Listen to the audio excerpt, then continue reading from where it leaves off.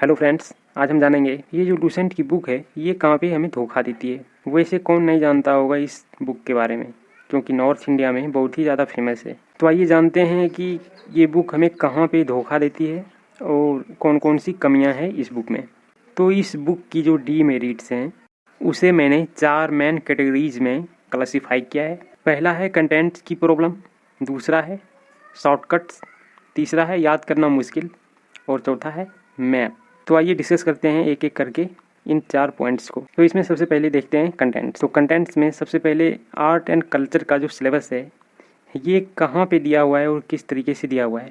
सबसे पहले तो कहीं पे भी अलग से मेंशन नहीं किया गया है, और यदि दिया हुआ है कहीं पे तो ऐसा लगता है कि हिडन फॉर्म में दिया हुआ है। और दूसरा है इसमें कंप्यूटर का जो कंटेंट है इसमें वो बहुत ही कम है। इतना ज़्यादा शॉर्टकट मारा गया है कि 1 से 2 पन्ने में ही इसे निपटा दिया। इसके अलावा यदि देखें तो sports, trophy, current related topics भी दिए हुए हैं जो कि इसमें नहीं डालना था। इसमें अपडेट हो नहीं पाता है।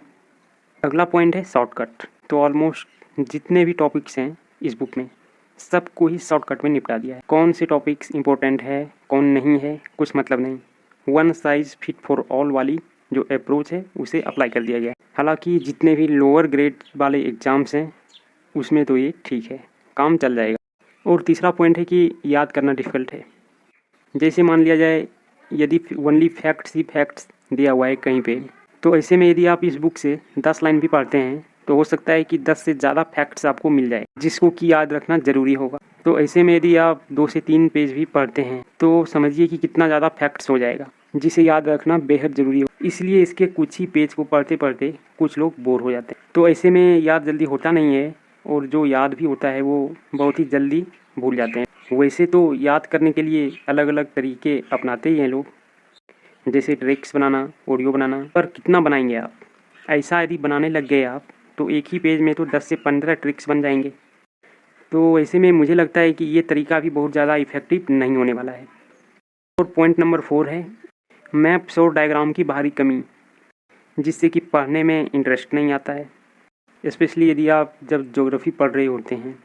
तो ऐसे में मेरा मानना है कि ज्योग्राफी की पढ़ाई अधूरी रह जाती है, और इस बुक में तो मैप्स पूरी तरह से गायब है। तो इन 4 पॉइंट्स को ध्यान में रखते हुए यदि हम कंक्लूजन निकालें कि कौन कौन से एग्ज़ाम्स में ये फ़ायदेमंद है, तो मेरा मानना है कि लोअर ग्रेड वाली जितनी भी एग्ज़ाम्स हैं उसके लिए ये ठीक है।